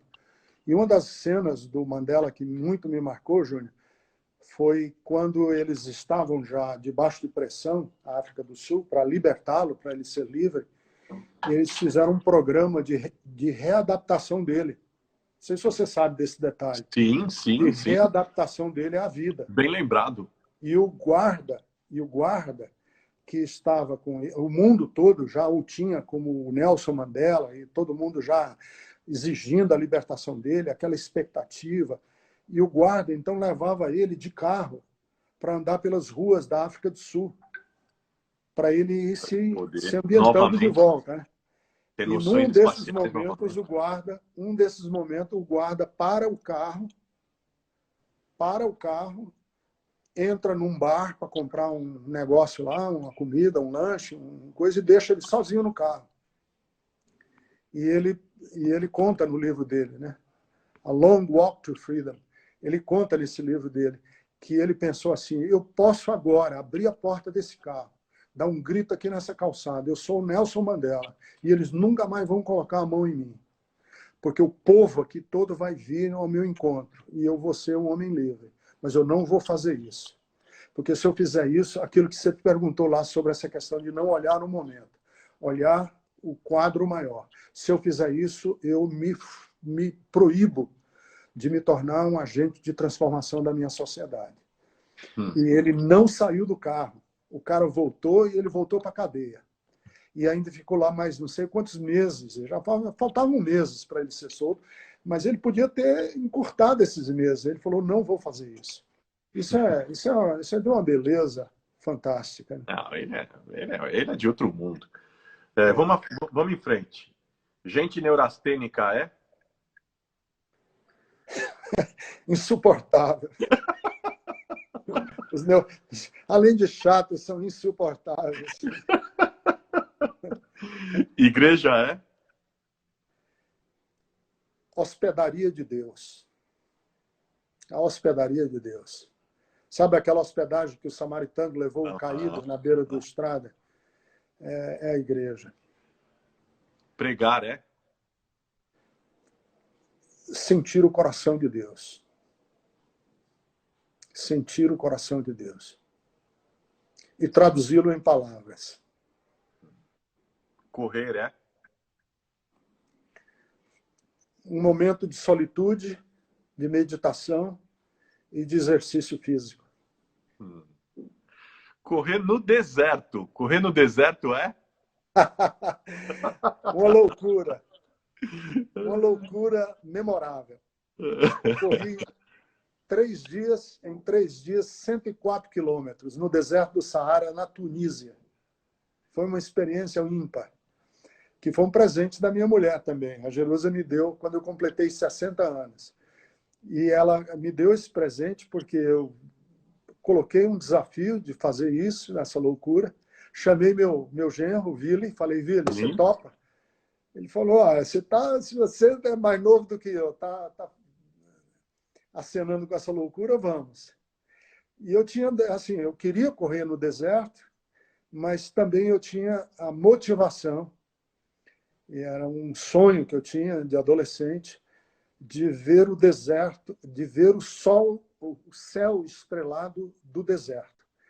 Porque eu me lembrava daquela passagem de Abraão, quando Deus disse: olha o céu e conta as estrelas do céu. E eu ficava imaginando o que era ver o céu estrelado no deserto de madrugada. Uau. E Deus me deu esse privilégio. Uau.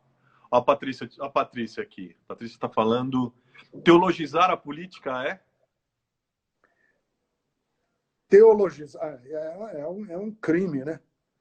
Assim, sob o ponto de vista da manipulação utilitária da política, ou da teologia, né? Teologizar a política nesse sentido, né? Dar a ela um status que ela não tem, de ser sagrada, de ser voz de Deus, de ser... nós não podemos fazer isso, porque toda teologia é humana. Júnior, toda teologia é humana. Com certeza. Nós não podemos dar à teologia a categoria de revelação. Nenhuma teologia é revelação. Nem a de Lutero, nem a de Calvino, nem a de Martin Luther King, nem a de ninguém. Nem a minha, nem a sua, nem a do seu pai. Toda teologia é um esforço humano. Então, o que eles estão fazendo, né, em politizar a teologia, ou teologizar a política, que vai nas duas mãos, né? É um parasitismo político, pragmático, utilitário, que mostra ganância de poder. Maratona faz bem ou faz mal para o coração? Faz bem, faz bem. Não vê essa minha característica de atleta desdenhando do Covid, não? Mas nem pensar, cara. Eu estou aqui trancado em casa. Eu não me confio nessa, não. Você não comprou sua cloroquina ainda? Não, eu estou trancado em casa, sou louco. Os caras estão falando, vamos fazer quarentena vertical, não sei o quê, mas façam vocês o que vocês quiserem. Eu e a Gerudo estamos trancados aqui, que eu não ponho os pés no hall de entrada do nosso prédio. Eu tenho um amigo que é cardiologista, ele falou para mim, ele me chama de Bezerra, ele falou, Bezerra, eu só vou te falar uma coisa. Se me internarem e eu tiver desacordado, alguma coisa acontecer comigo e te chamarem, você proíba os caras de me darem cloroquina, porque eu não tomo isso nem desmaiado. Ele falou, você não tem noção do perigo desse negócio. Falei, pois é, mas olha que coisa absurda. Os caras conseguiram politizar um remédio, cara. Não, politizaram um vírus. Um vírus? Como é que politizaram a medicina. A medicina virou ideológica. Esses dias eu tuitei, aliás, os termos viraram ideológicos. Esses dias eu tuitei, compaixão não é ideológica. Eu vi. Tuitei uma série de vezes, eu vi. Compaixão, um termo bíblico, cerne da nossa fé, ganhou cores ideológicas. Ódio é uma palavra que ganhou cores ideológicas. É um negócio doido. Completamente louco, cara. E assim, como é que eu fico pensando como um remédio que tem um protocolo médico, que tem revistas científicas, que tem laboratórios pesquisando. Aí vem um cara, o Zé Ruela da esquina, dizendo, não, tem que fazer, tem que comprar. Como assim, cara? Não, e o que é mais louco do nosso tempo, que não estamos no meio do pinga-fogo, mas é que assim, porque hoje é o dia da cloroquina, né? A cloroquina derrubou um ministro. Pois é. Ou um ex-ministro, que já chegou ex-ministro, enfim. Mas a cara do nosso tempo é o quê? Você tem o JAMA, o Journal of American Medicine Association, você tem revistas científicas internacionais de publicação no mundo inteiro, revistas médicas de publicação no mundo inteiro, apontando uma direção, um caminho e um protocolo. Assim como a Organização Mundial de Saúde. Aí vem, como você disse, vem um Zé Ruela e fala o seguinte, não, mas nada do que eles estão falando é verdade. Verdade é o que eu digo, a partir da minha impressão. E isso porque o cara fala no YouTube, tem uma câmerazinha na frente, ligou o celular, ganha pesos para muita gente, ganha pesos iguais. Quer dizer, a pesquisa de 50 anos, feita por gente que só faz isso na vida, não vale mais. Porque se ela der um resultado contrário a uma tese ideológica, aqueles caras vão ser chamados de comunistas. É um negócio absolutamente assim. É uma distopia o que a gente está vivendo. Mas nem vou esticar nisso, eu vou seguir. Tem provocação aqui para você. Chocolate ou rapadura? Chocolate Lindt. Eu sou sofisticado, eu sou esquerda caviar, viu? Chocolate Lindt. Olha a provocação, olha aqui o Josafá. Você votou no Bolsonaro? Olha só vai provocação. Olha, eu jamais votaria nele. Não por razões ideológicas. Eu jamais votaria nele, porque ele foi um cara que defendeu a vida dele inteira. Um torturador, Carlos Brilhante Ustra. Eu jamais poderia votar num homem que elogiou o torturador, porque eu tive um pai torturado. Meu pai foi torturado. Como? Eu posso, algum dia, eu já disse, eu teria, para legitimar isso aí, eu teria que ir lá cuspir no túmulo do meu pai. Eu não vou fazer isso nunca, porque eu tenho meu pai como um homem de honra. Então, eu não tenho questões ideológicas, eu não deixo de votar nesse ou naquele por uma questão meramente ideológica. É uma questão humana, é uma questão da minha história de vida. Não posso negá-la. Ó o Ronaldo aqui te provocando, meu irmão. Quem idolatra o Bolsonaro é? Igual a ele. O pior do que ele. Né? Lá no Ceará tem um ditado popular que diz assim: ande com os grandes e serás um deles. Ande com os ruins e serás pior do que eles.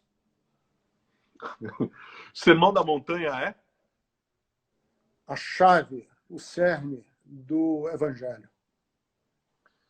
Dormir nos braços da paz é? Serenidade de saber que Deus é por nós. E o que tira seu sono? Olha, me tira o sono, o sentimento muitas vezes que me abate de ter passado minha vida meio que enxugando gelo. Quando eu vejo esse movimento avassalador do cristianismo, do movimento evangélico, abraçado a um movimento fascistoide, me dá uma frustração muito grande de achar, de sentir que em muitos momentos eu gastei meu tempo, viajei, deixei minha família, fiquei hospedado em hotéis baratos, aí, com tapete sujo, Brasil afora, e para dar nisso que está dando agora, é um sentimento de frustração que me tira o sono e me acorda de madrugada. Tem mais aqui, ó. O Ailton está perguntando. Caetano Veloso ou Gilberto Gil? Caetano. Aliás, eu tenho uma história muito linda do Gilberto Gil, porque em 1968, no auge que meu pai estava, eu morava perto do Clube dos Estudantes Universitários. E eu estava no portão da minha casa e o Gilberto Gil passou com alguns estudantes universitários, que ele tinha feito um show no Clube dos Estudantes Universitários, olha, em 1968, véspera do AI-5. AI-5. Um pouquinho antes do AI-5. E eu era adolescente e tal, e ele passou. E eu achei aquilo tão lindo, cara, ele fazendo um show lá com os estudantes universitários e tal. Passados anos e anos e anos, ele já tinha sido ministro da Cultura, ele já tinha deixado de ser ministro da Cultura. Eu estava no aeroporto e eu vi o Gilberto Gil no aeroporto. Eu disse, eu vou lá conversar com ele. Aí fui lá, falei para ele, até me emocionei, chorei na hora que falei para ele. Eu falei, Gilberto, eu era um menino, adolescente, você passou na porta da minha casa em setembro, outubro de 1967. Aí ele falou, não, 67 não, foi 1968. E eu quero te agradecer, cara, porque aquele dia, aquela cena, você passando, ainda hoje está comigo. Aí ele me deu um abraço e tal, foi tão gostoso. Então eu tenho esse momento assim, de ternura com o Gilberto Gil. Eu gosto dos dois, mas como letrista e como poeta, o Caetano é muito lindo. Agora, de todos, eu sou buarquiano. Eu sou buarquiano até o coração, até o tutano, né? Olha o mimizinho aqui também. Falando, como é que é? Paulo Freire ou Olavo de Carvalho? Eu não falei para você que existem certas coisas que eu não debato?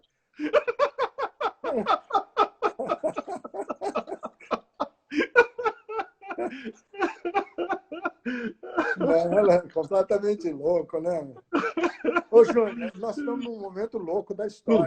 Não dá. Tem gente terraplanista. primeira vez que um cara me perguntou sobre terra plana, me mandou uma mensagem no Instagram. Eu pensei que o cara estava zoando comigo. Eu não sabia dessa história. Para mim também, nós temos coincidência. Para mim foi exatamente a mesma coisa. Eu achei que era um robô inventando uma história, só para ficar zoando. Eu achei que era isso. Aí eu descobri que era verdade, cara. Pois é, quando eu cheguei em casa, falei, aí o pessoal aqui em casa, que estava num almoço da família, falei, um cara louco. Não, não, pai. Os meus filhos disseram, não, é verdade, tem gente. Eu, como assim?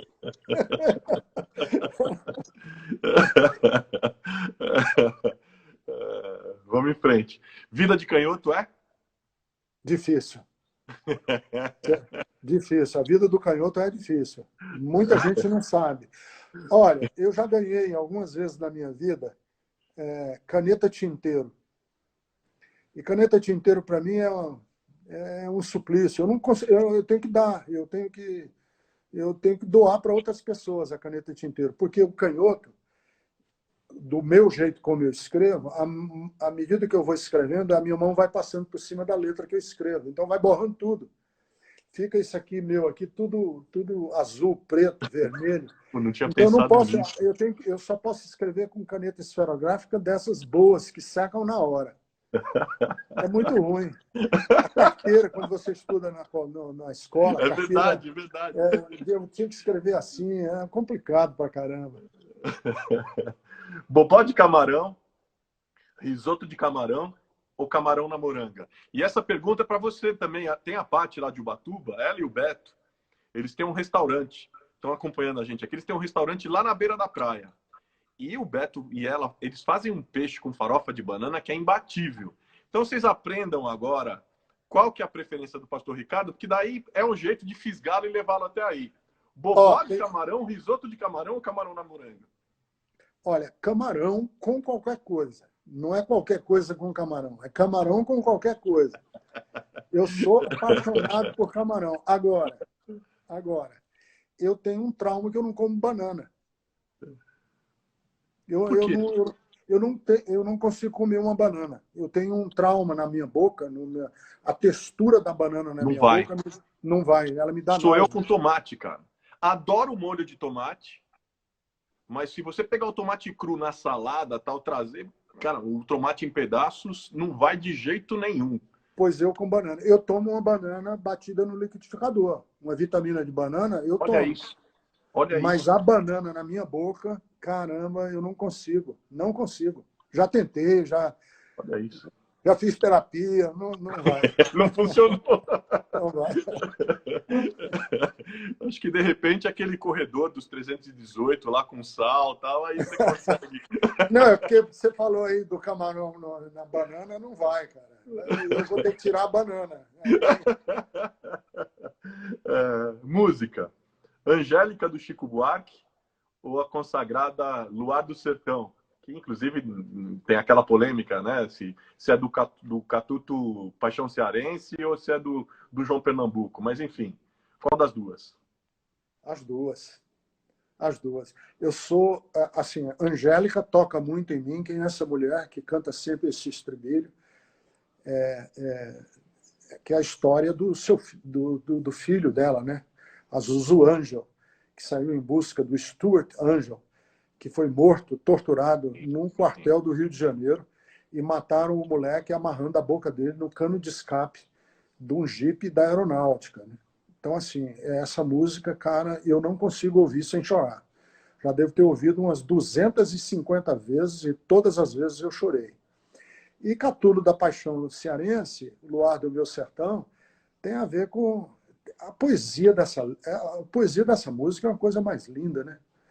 É a alma da lua que descansa na garganta desse galo a cantar, né? Essa música é de uma beleza. A poesia dessa música, eu não sei se você gosta da Maria Bethânia, mas na interpretação da Maria Bethânia, para mim, é uma das coisas sagrada essa música. O apartamento da Vila Mariana, da década de 90, te lembra? O começo da Bethesda. Nasceu ali no culto familiar. Bethesda em São Paulo começou ali. pequeno grupo familiar que a gente começou a duras penas com a Bethesda aqui em São Paulo.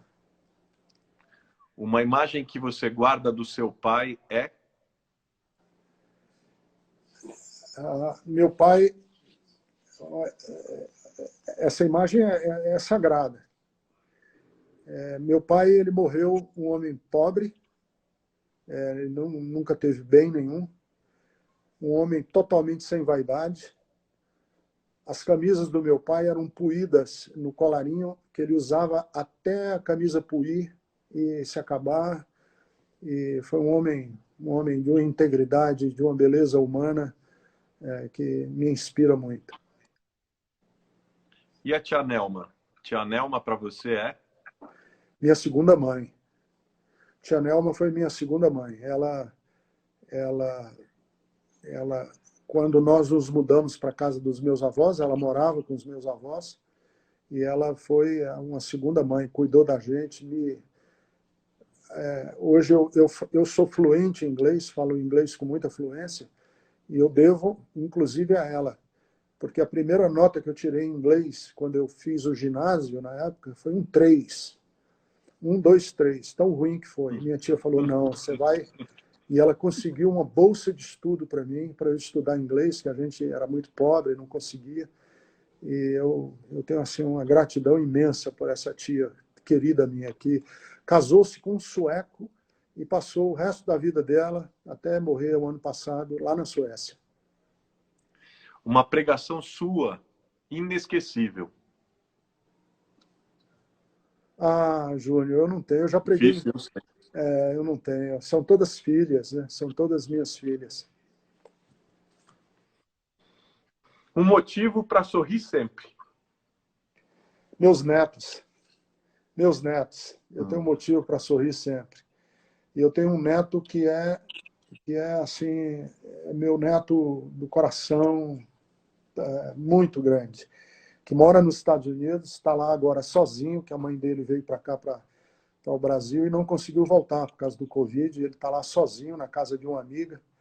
E esse menino é um tesouro de Deus para a minha vida. Eu tenho ele e eu falei para ele já que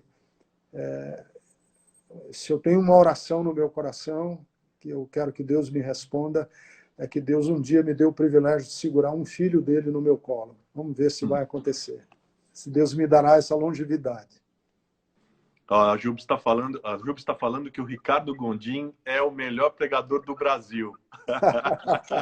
Minha mulher é Patrícia está falando que ela é suspeita. Jerusa, querida, um beijo para você, viu? Mas eu te perguntei de uma pregação tua, que você, enfim, inesquecível. Eu quero inverter. Uma pregação que você ouviu que seja inesquecível.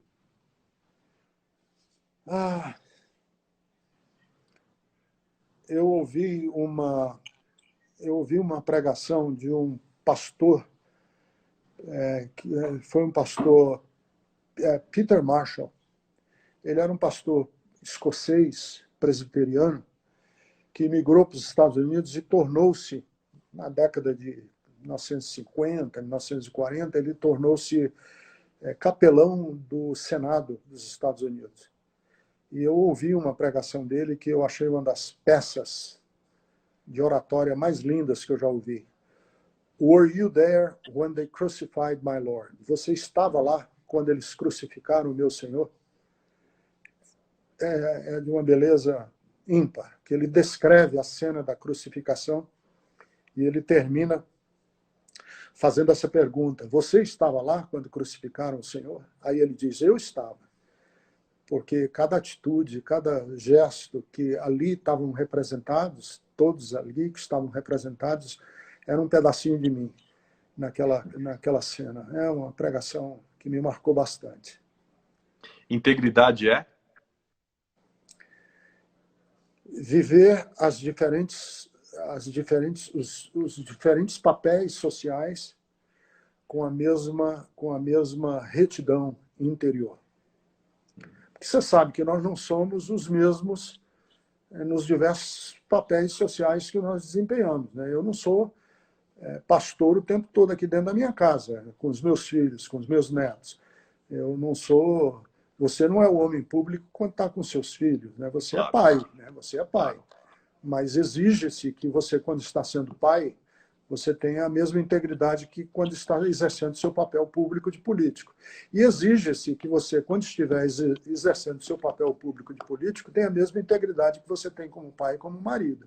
Quer dizer, as nossas relações humanas, elas exigem de nós diferentes papéis, mas exigem que nós os desempenhemos com a mesma integridade, né? Com a mesma retidão ética. Não moralista, ética. Lugar com muito barulho, muito cheio, muita gente falando ao mesmo tempo e baratas andando para tudo quanto é lado. O que te lembra? Nossa, você está mexendo com duas coisas aí que eu não tolero. Não tolero restaurante grande com 500 pessoas e música ao vivo e gente gritando e falando alto para ser ouvido. É bom a Patrícia ouvir, Ricardo. É bom a Patrícia ouvir. Viu? É bom ela ouvir, porque ela acha que eu que sou neurótico, entendeu? Que eu que não sei o que mais. Cola para ela, Ricardo. Fala, Deus! Ó, Patrícia, sonho de consumo é a gente sair dessa quarentena aqui, essa tranqueira toda passar e a gente ir jantar num bistrozinho pequenininho, uma vela acesa, a gente conversar num ambiente intimista, eu, você, o Júnior e a Jerusa, viu, Patrícia? Nada de churrascaria, com gente gritando, falando alto, e menino correndo. E cara, eu tenho pavor à barata. Incurável. Eu já Patrícia igual. Não, Patrícia a Jerusa é que mata as baratas. Eu ver uma desse tamanhozinho, eu entro em pânico. Não tem jeito. Uma difícil. Um livro. Os Miseráveis, de Victor Hugo. Os Miseráveis. Para mim, é uma das maiores obras da literatura de todos os tempos. O segundo eu colocaria Crime e Castigo, do Dostoiévski. O mais celebrado é Os Irmãos Karamazov, mas, para mim, Crime e Castigo é uma obra-prima da literatura sem igual. Um filme.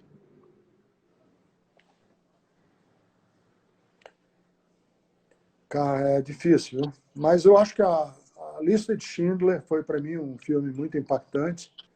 Gostei demais da Lista de Schindler, me marcou bastante. E se você me perguntar nesse último ano, o filme que mais me marcou foi o Coringa.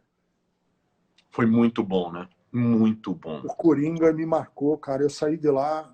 Eu também. Sem palavras. Mexido, sem palavras. Eu gostei demais também de Dois Papas, cara. Aquele filme, a mim também me tocou muito, sabia? Sim, eu gostei Essa demais. tensão entre a instituição, a institucionalização da fé e o sonho, a utopia, a liberdade da espiritualidade, aquilo, nesse diálogo contínuo entre os dois, aquilo... Sim. Gostei demais. Eu sou um fã do Papa Francisco. Acho ele um homem também de uma grandeza, que a história vai fazer justiça à grandeza desse homem, que eu acho ímpar. Uma série. Breaking Bad. A minha, igual. A melhor das melhores. A melhor das melhores. Bom, tem uma que eu tenho feito, essa é comum, é para todos. Até por causa dos propósitos que eu te falei, do que a gente está fazendo e tal. O material que a gente está recolhendo. Pandemia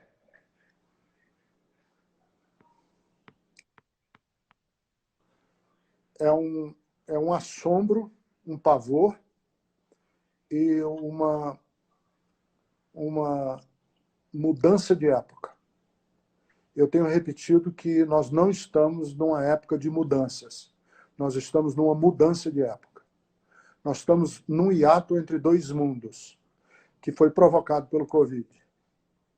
Assim como o mundo não foi o mesmo depois da Segunda Guerra Mundial, Uhum. o mundo não será o mesmo depois desse Covid. É um hiato. Nós estamos no hiato entre dois mundos. Um que está desaparecendo e vai desaparecer, e um outro que vai surgir. Eu não estou dizendo que esse novo mundo vai ser melhor do que era o anterior, ele pode ser até pior. Sim. Porque eu não creio na linearidade da história. Eu creio que a história vai e volta. Tem idas e vindas. 2 passos para frente, 1 passo para trás, às vezes 2 passos para trás e 1 para frente. A história tem isso, ela é pendular. Eu não sei se o mundo que nós vamos sair dele será melhor. Não temos nenhuma garantia. Isso é esperança. Você não saber que tipo... Paulo diz isso em Romanos capítulo 8. Mas eu acho que nós estamos num hiato. Pandemia é um hiato histórico. As 4 finais, que também são marca para os cristãos que estão vindo. As 4 finais. Um personagem bíblico que você jamais queria ter sido. Que eu jamais queria ter sido. Uhum.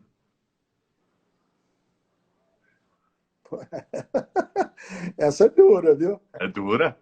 Essa é dura.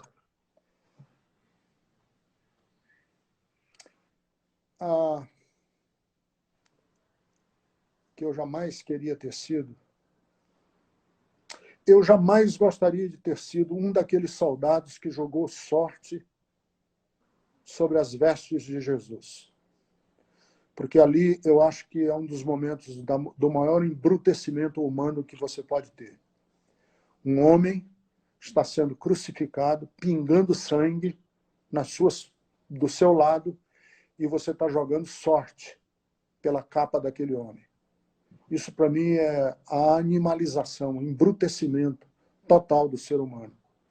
Eu acho que aqueles soldados, um daqueles soldados ali para mim, o máximo da frieza, do congelamento da alma, da dureza do coração de um homem. Uma cena bíblica que você jamais queria ter visto ou queria ter participado?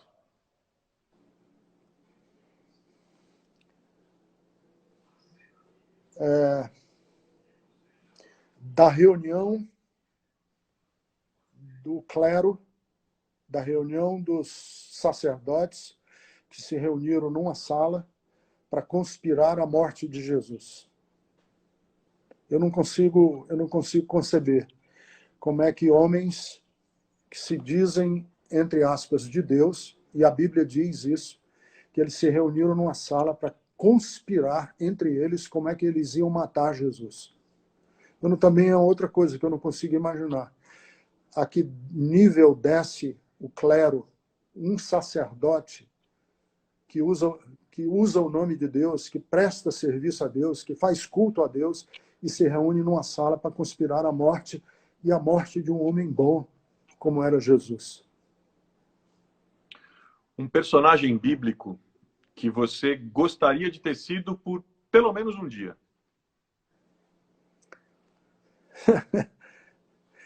Eu gostaria muito de ter sido um dos ouvintes presentes, não sei qual deles, mas um dos ouvintes presentes no Sermão da Montanha.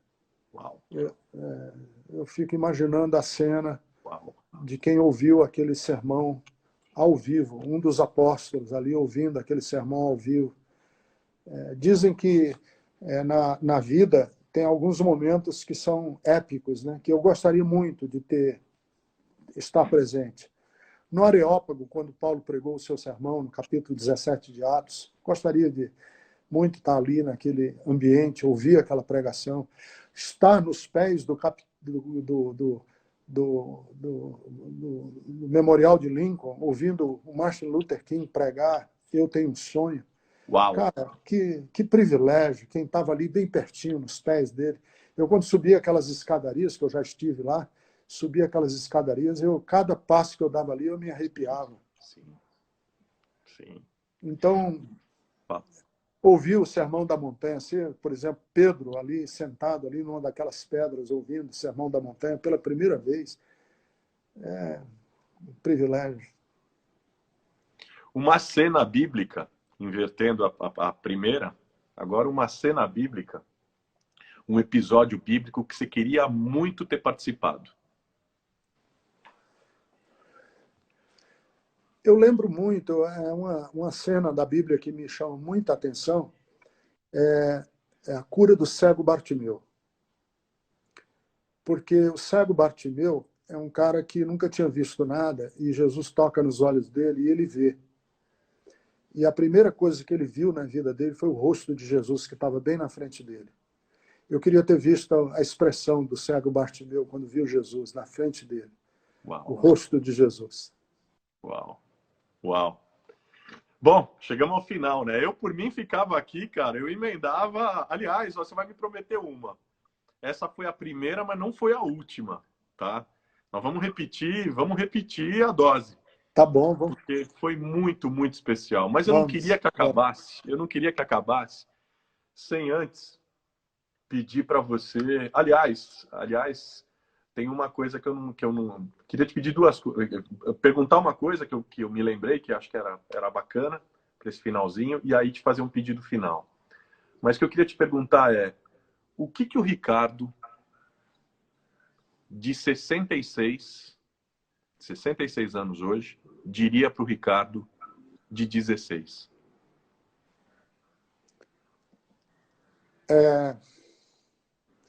Não troque os seus relacionamentos mais preciosos e mais puros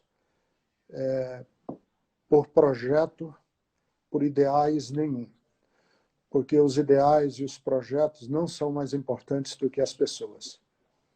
Uma das grandes dores que eu tenho no meu coração é do tanto de tempo que eu perdi com meu pai, com minha mãe, com minha avó, que eu amava de verdade, com minha tia, e cumprindo obrigações e deveres e correndo de um lado para o outro, eu teria mais tempo para eles.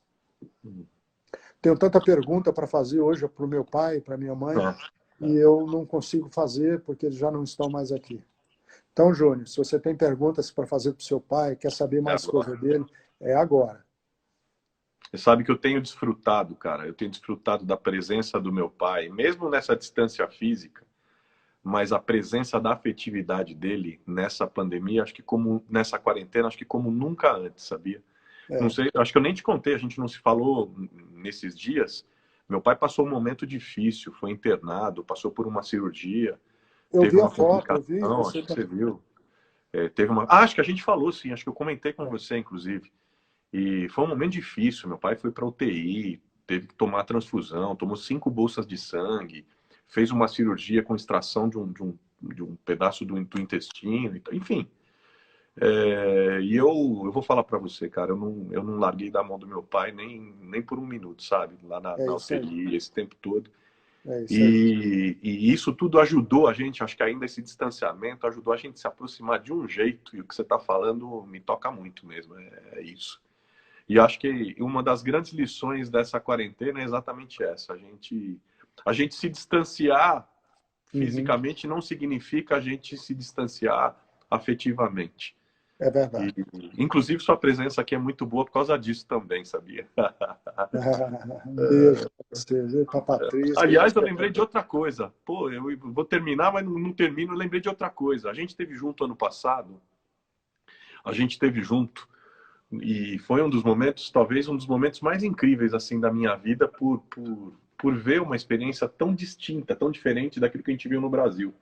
Eu não conhecia a Alemanha, a gente teve o privilégio de estar junto na Alemanha. A gente falou juntos lá na Universidade de Hamburgo, depois naquele encontro no Kirchentag, lá em Dortmund. Sim. E foi um negócio especialíssimo, né? Para quem não sabe, esse encontro é um encontro realizado na Alemanha todos os anos, desde 1949, no pós-guerra, que foi uma iniciativa do líder da igreja confessional, que era a igreja que fazia resistência ao regime nazista da época. E esse evento acontece para que a igreja se lembre do que foi o nazismo naquele país. Exatamente. É um evento que passaram vários intelectuais, políticos, líderes religiosos, enfim, gente de todo tipo, Angela Merkel, Barack Obama, enfim. E é o tipo de encontro, e é isso que eu estava lembrando aqui, isso que eu queria até, a gente está terminando, eu queria até perguntar para você. É o tipo de encontro que fez a gente, que faz a gente refletir e pensar em transformações para o futuro. Olhar para o passado e pensar no futuro. Né? Olhar os impactos do que aconteceu no passado, de coisas como, por exemplo, a ditadura, e olhar para o futuro. Qual que é a importância que você vê em encontros como esses que a gente participou, que vão passando de geração em geração e vão para muito além desses muros e das barreiras de religião, de ideologia e de interesse político? Ô, Júnior, assim, eu acho que eu tenho como teoria minha da vida que Sodoma e Gomorra não foram destruídas, as duas cidades, por causa da presença da maldade. Porque já houve civilizações muito mais perversas, muito mais promíscuas do que Sodoma e Gomorra. Por que Sodoma e Gomorra foram destruídas? Elas foram destruídas pela ausência do bem. Fato. Porque você lembra que Abraão perguntou a Deus, se houver 50, você destruirá a cidade? Não. E ele foi barganhando, barganhando e não tinha 10. Então, eu acredito que nós não precisamos ter ideias messiânicas de transformar o mundo. Basta a gente ser um dique, uma represa, para o mal não ser avassalador e não tomar e contaminar tudo. E eu vejo que esse é o nosso papel, é o nosso dever, de nos postarmos como represas para esse avanço, muitas vezes avassalador do mal, e que nós estamos vendo, né, ao redor do mundo, essa maldade, essa perversidade, essa concentração desigual de renda, e bilhões de pessoas passando fome, trabalho escravo, que é uma questão que você se dedicou tanto. São tantas questões, tráfico internacional de mulheres, para prostituição, para escravidão, tanta coisa. Nós temos que nos levantar, sermos um anteparo de Deus, um parapeito de Deus, para que esse mal não destrua com tudo, destrua com a gente, com a sociedade, com o futuro. Aliás, o Gideon está aqui, está acompanhando a gente, está lembrando que ele articulou isso para a gente, a nossa ida lá, e ele foi o cara que indicou a gente. E é verdade mesmo, e eu queria fazer aqui um agradecimento público a você, viu, seu figura?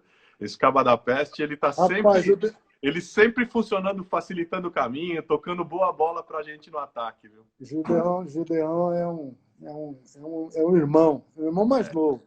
Outro irmão mais novo que eu tenho. Amo demais, amo demais. Mas, enfim, chegamos no final. E eu queria pedir para você encerrar. Eu queria que, na verdade, a gente falou aqui de tantos papéis seus, né? Do pai, o menino, o garoto, o pastor, o pregador, enfim, o ativista, o escritor. E eu comecei lendo um texto do escritor e queria que o poeta Ricardo encerrasse a noite para a gente, ou lendo, ou declamando alguma coisa que nos inspirasse nesses tempos de pandemia. Eu posso ler um texto que não é meu? Pode. Eu vou ler um texto da Marina Colasanti. Não sei se você conhece. Conheço, mas não sei o texto. Eu sei, mas não devia. Vou ler para vocês. Eu sei que a gente se acostuma, mas não devia. A gente se acostuma a morar em apartamentos de fundos e a não ter outra vista que não as janelas ao redor. E porque não tem vista, logo se acostuma a não olhar para fora. E porque não olha para fora, logo se acostuma a não abrir de todo as cortinas. E porque não abre as cortinas, logo se acostuma a acender mais cedo a luz. E à medida que se acostuma, esquece o sol, esquece o ar, esquece a amplidão. A gente se acostuma a acordar de manhã sobressaltado, porque está na hora. A tomar café correndo, porque está atrasado. A ler o jornal no ônibus, para não perder o tempo da viagem. A comer sanduíche, porque não dá para almoçar. A sair do trabalho, porque já é noite. A cochilar no ônibus, porque está cansado. A deitar cedo e dormir pesado, sem ter vivido o dia. A gente se acostuma a abrir o jornal e a ler sobre a guerra. E aceitando a guerra, aceita os mortos. E que haja números para os mortos. E aceitando os números, aceita não acreditar nas negociações de paz. E não acreditando nas negociações de paz, aceita ler todo dia da guerra, dos números, da longa duração. A gente se acostuma a esperar o dia inteiro e ouvir no telefone: hoje não posso. A sorrir para as pessoas sem receber um sorriso de volta. A ser ignorado quando precisa tanto ser visto. A gente se acostuma a pagar por tudo o que deseja e de tudo que necessita. E a lutar para ganhar o dinheiro com que pagar. E a ganhar menos do que precisa. E a fazer fila para pagar. E a pagar mais do que as coisas valem. E a saber que cada vez vai pagar mais. E a procurar mais trabalho para ganhar mais dinheiro, para ter com que pagar nas filas em que se cobra. A gente se acostuma a andar na rua, a ver cartazes, a abrir as revistas, a ver anúncios, a ligar a televisão, a assistir comerciais, a ir ao cinema, a engolir publicidade, a ser instigado, conduzido, desnorteado, lançado na infindável catarata dos produtos. A gente se acostuma à poluição, às salas fechadas de ar-condicionado, a cheiro de cigarro, à luz artificial de ligeiro tremor, ao choque que os olhos levam na luz natural, às bactérias da água potável, à contaminação da água do mar, à lenta morte dos rios. Se acostuma a não ouvir passarinho, a não ter galo de madrugada, a temer a hidrofobia dos cães, a não colher fruta no pé e nem ter sequer uma planta. A gente se acostuma a coisas demais para não sofrer. Em doses pequenas, tentando não perceber, vai afastando uma dor aqui, um ressentimento ali, uma revolta acolá. Se o cinema está cheio, a gente senta na primeira fila e torce um pouco o pescoço. Se a praia está contaminada, a gente molha só os pés e sua no resto do corpo. Se o trabalho está duro, a gente se consola pensando no fim de semana. E se no fim de semana não há muito o que fazer, a gente vai dormir mais cedo e ainda fica satisfeito, porque tem sono atrasado. A gente se acostuma para não se ralar na aspereza, para preservar a pele, se acostuma para evitar feridas, sangramentos, para esquivar-se de faca e de baioneta, para poupar o peito. A gente se acostuma para poupar a vida, que aos poucos se gasta, e que gasta de tanto acostumar, se perde de si mesma. Sensacional. Marina Colasanti. Sensacional, obrigado. Obrigado. Aliás, que eu não me acostume a ficar tanto tempo longe de você, inclusive, tá? Tá bom, querido. Saudade enorme, viu? Saudade de dar um abraço em você e na Jubes e da gente poder desfrutar um tempo juntos. Mas vai passar. Um abraço. Um abraço. Obrigado. Obrigado por tudo. Obrigado por tudo. Uma boa noite. Aliás, boa noite para todo mundo. Eu vi algumas pessoas falando para gravar a live. Pessoal, vou falar para vocês, vou repetir. As lives vão daqui automaticamente vão para o canal que eu criei no YouTube, que é o Carlos Bezerra youtube.com/Carlos Bezerra JR oficial. Todas as lives estão indo para lá. youtube.com/Carlos Bezerra JR oficial. Ricardo, mais uma vez, obrigado. Um beijo para você, um beijo para a Jubes, um beijo para todo mundo, para a filharada, para os netos, para o Vili, enfim, para a Carol, para todo mundo. E uma ótima noite para você e para todo mundo que ficou com a gente até agora. Quase virou vigília a nossa live, cara. Foi boa demais, foi boa demais. Um beijo. A gente se vê.